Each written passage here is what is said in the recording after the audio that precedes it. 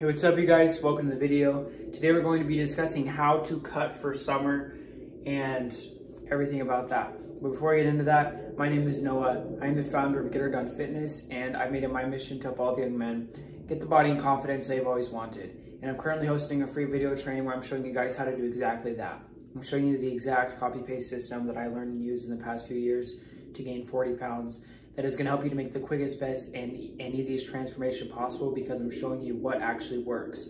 I've been through all the ups and downs and trial and error so that you don't have to.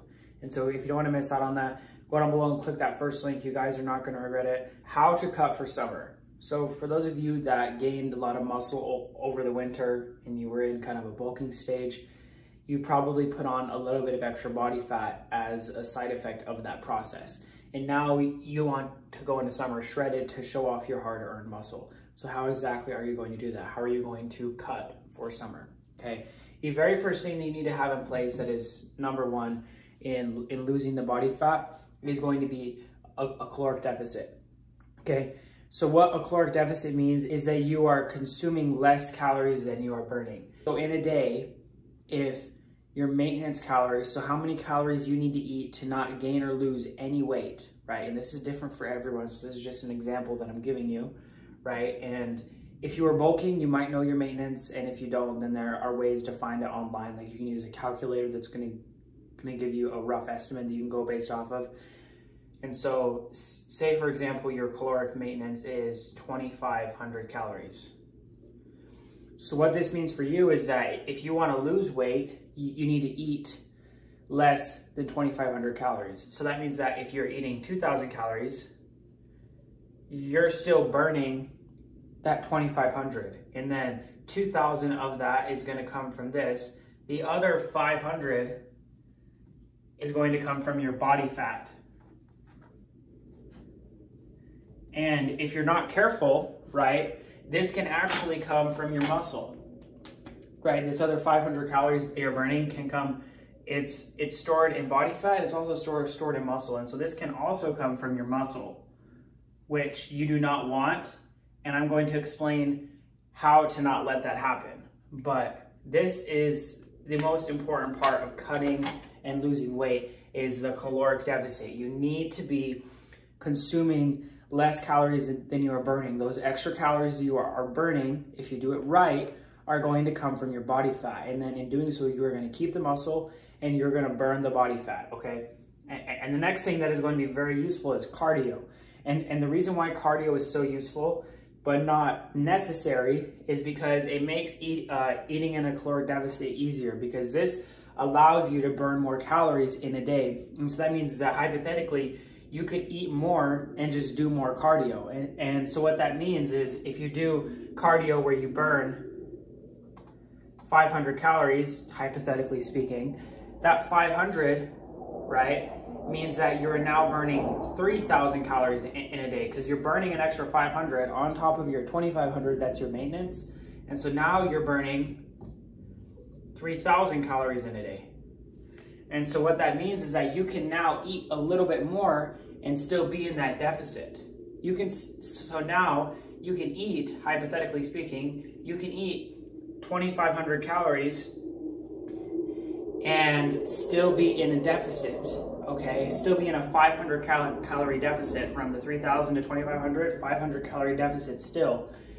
And so adding in cardio is a great way to just make it easier, right? So that can mean, so if you add in cardio, it can mean that you can eat more or you can be in less of a deficit. Like it just makes it easier, much more enjoyable process in terms of how much you get to eat and the food that you get to enjoy, right?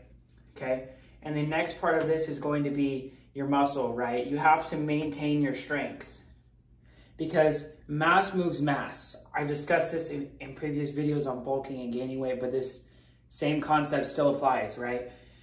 Mass moves mass. And so your mass that you have on your body right now, the muscle that you have on your body, right, can move a certain amount of mass. That's how strong you are, right? It's how much mass your mass can move.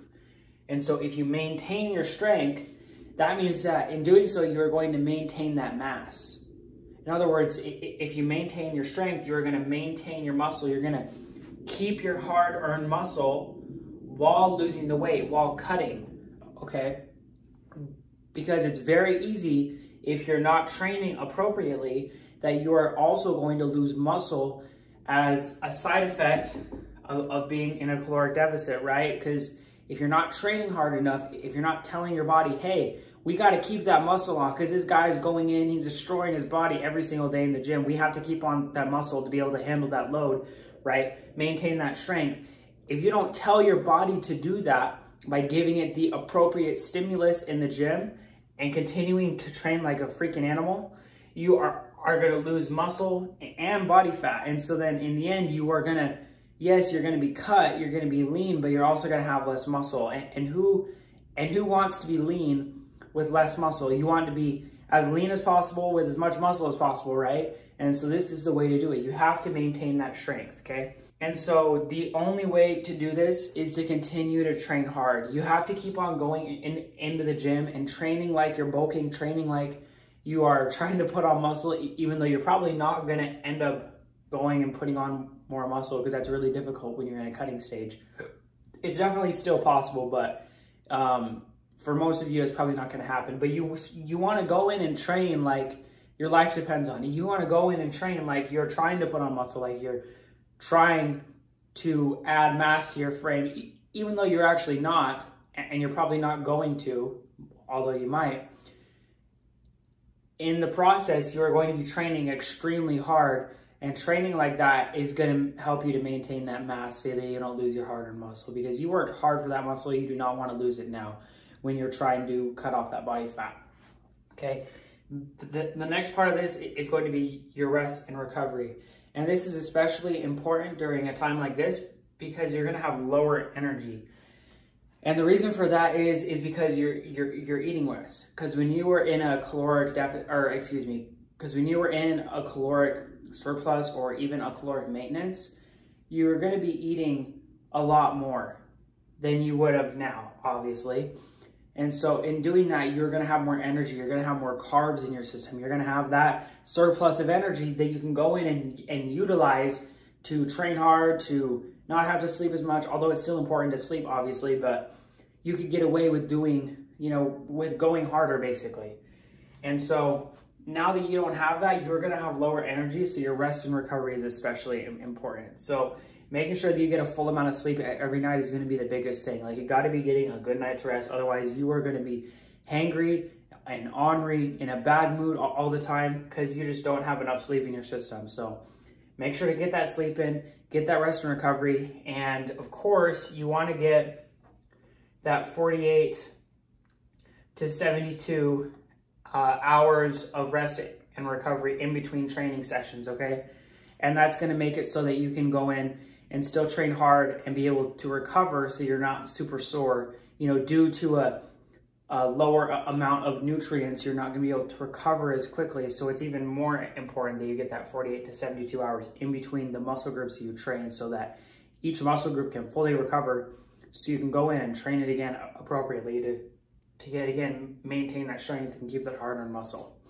I hope you guys found this information useful. If you never want to miss another video, make sure to go down below and click that subscribe button. And I'll catch you guys in the next one. Always remember to get her done.